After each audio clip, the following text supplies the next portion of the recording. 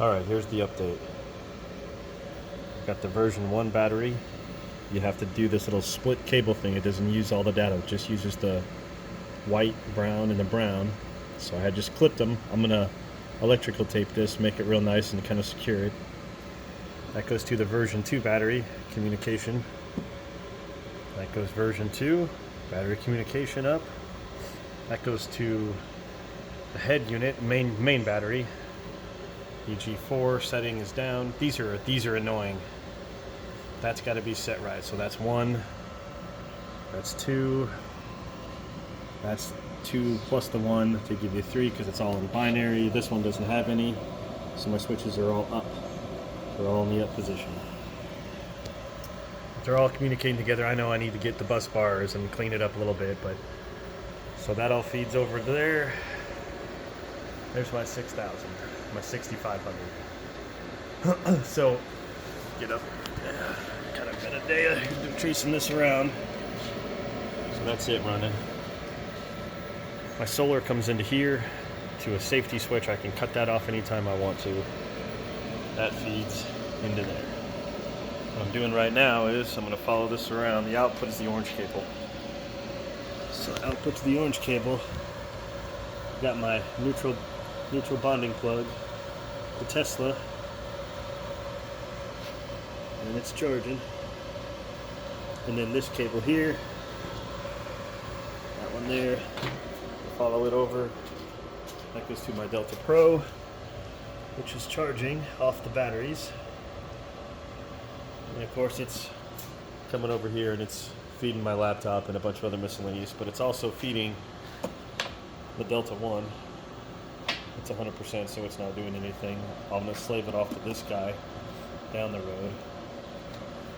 Then of course I got my Bitcoin miners and stuff. It's going to be up here on top for the airflow. But all that said, that's the setup. That's my other one. I've got another one of these. He's 6,500, so I can hook it in parallel to make it one Torque 240. That's going to come from there to my fuse panel. I'm going to put the other one over here on the side, right? So I can come over here and I can feed all the cables underneath, kind of clean it up, make it look nice. Just like my power cables down here. I need to fix that, I need to clean that up. It's kind of a mess. But, man, I've been at this all day, running my solar wires and stuff out of the ceiling. I got to put a thing over there and some coax to cover it up and make it look real nice, but I just put it along the wall. So I'm going to take that large power strip I've got, I'm going to cut it and put it off to here as soon as I get that done. But yeah, so let's come follow the cable around. It's charging the Tesla. Let's go find out. Oh yeah, don't even get me started on all the boxes. Gonna be in box heaven. So I'm gonna turn off my air conditioner. Let's go into here. Let's go into, I think I can hit charging on it. Yeah, there we go. So I'm at 156 miles. It's only going at 12 amps because I've only got it at 120. And so my magic little numbers there. So to get to 80%, it's charged 1 mile so far at 12 amps. 120 volt. Well, it's going to fluctuate there, but it's 120. So, I mean, proof of concept, it's working. Better be for as much as that stuff costs. Yeah, I wish I could solar charge the rest of this stuff. Oh well. Anyway, let me back up. That's what it looks like from afar. I know it's ugly, I know it's a mess, but I've been working at this all day, running the cables and running the batteries, and I can show the solar setup. Let's go look at the solar. Let's go take a look. It's just about to storm, it looks like, so I'm not drawing anything. But I'm gonna walk out here, get to where I can see a little bit, maybe. Kind of have to go around the whole world there. But you can see it up there. Let's see if I can zoom in. There's 4 panels up there. Can't see if the roof's kind of in the way, but there's 4 panels up there. Each one's 550 watts at like 36 volts. really nice sunset going on. But anyway, easily distracted. Hey, look, something shiny. So, but there's 4 of them up there, and you can see in the background, I've got 2 more of those panels. There's one there. There's one sitting over there yet, kind of behind the shelving, right? I got 2 more I can put up. That's another 1,000 watts. So that's going to go up on the roof as well at some point. But for right now, I really don't need it. I mean, I got 2,000 watts up there right now, essentially. That's going to keep these batteries more than topped off. So anyway, I'm putting 1,200 watts into the Delta Pro. I'm putting, probably about the same into the Tesla. And the amount of load on this thing shows half, 44%. Not too shabby. The only thing I don't like, I got this from Signature Solar, right? Obviously, everything's Signature Solar. Even my old 3000, right? I still got this old 3000, and what I liked about this was, right, it just worked. You plugged it in, and this thing just worked. There was no issues, no problems. You didn't have to program anything. These you have to program. These you have to program, and they're a pain, but it had this Wi-Fi dongle, right? So with the app, I could check this and do whatever I wanted, from afar. Ooh, it just kicked down. Something tells me the Delta's probably done charging, huh? Yeah, it's kicking down. These things kick down in wattage when you, the closer you get to 100%. So, and I've got it capped at 1,300, so I don't want it charging at full bore. So I'm gonna I got an outlet, so I'm gonna put it in there. I've got a TT30 outlet coming, so it's 120 at 30 amps. So I'm gonna put this in for it. Then for my regular outlets, I've got a 30 breaker and a 30 breaker for a 20 amp. So I want to stay under my threshold, but I'm gonna put that on there just because it'd be handy to have simple plugs with USB sitting out here. There's the bus bars I was gonna install. I might just get the cabinet from Signature Solar, I don't know. And then I thought, I got these 2 bus bars, right? And they're gonna be exposed. Well, I can't have that, I have kids and stuff. And I thought, this is a plastic tube that goes over like decking and whatnot, right? So I thought, well, I'm gonna cut it with my Dremel, and I can just kind of make that bracket to go over my bus bars. And then it's not a $600 bill like they want for that cabinet. And I'm gonna mount them down in here off the wall and whatnot. I'll build like a pedestal or something for them. So yeah, and then gotta have the Romex so I can run my outlets. But all this trash. So anyway, like I was saying, I got these 6500 EXs. I got that one and the one I mounted. I got those refurbished from Signature Solar, right? And they've been fantastic in the past. Their customer service, when I was originally messing with just that one battery, right, on the 3000, I had an issue setting it up and whatnot. Called them. We did it over the phone. It was great. Didn't have any issues. I haven't called them yet to try to figure this stuff out, because that 6500 over there, right? That box didn't come with the Wi-Fi dongle or the cable to update the firmware. That one didn't come with the dongle for Wi-Fi or the update software or the plug-in USB deal, so I can't update these things. My batteries, they said you can, but brother, I can't figure out how to do it. I don't have any kind of cables that goes to USB to hook to my PC. So, not a huge deal. I went in here and following this thing, which is, stereo instructions in Japanese, but I just put it in bypass and then did all the settings myself. I don't have to worry about the firmware and everything. I'm gonna keep after it. I'll try to, but yeah, for the time being, that's gonna work just fine. I won't have any issues. So, but yeah, this thing just worked. It was great.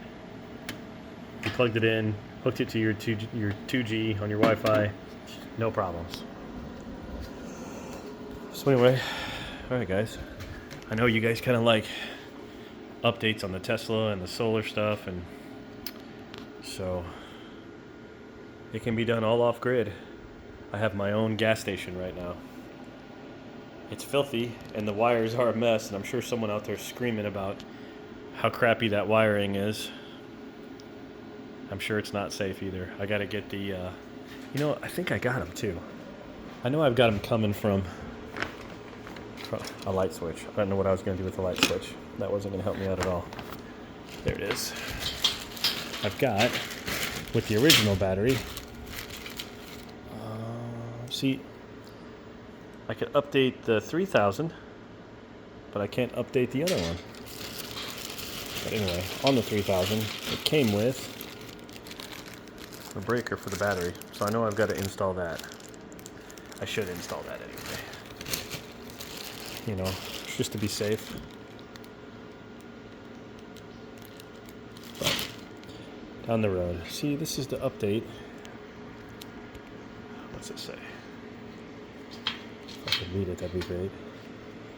It says, yeah, the RS-485 to USB upgrade. Yeah, so this is great for my 3000. This will work perfect. Here's what it came with. I have this thing. No idea what that's for. I should have read the instructions, but I didn't, because I'm a man.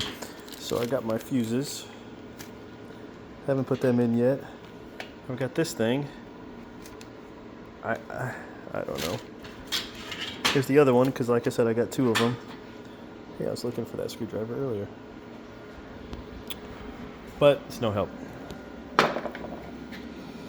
So anyway, questions, comments, concerns, please direct them to that brick wall to your right.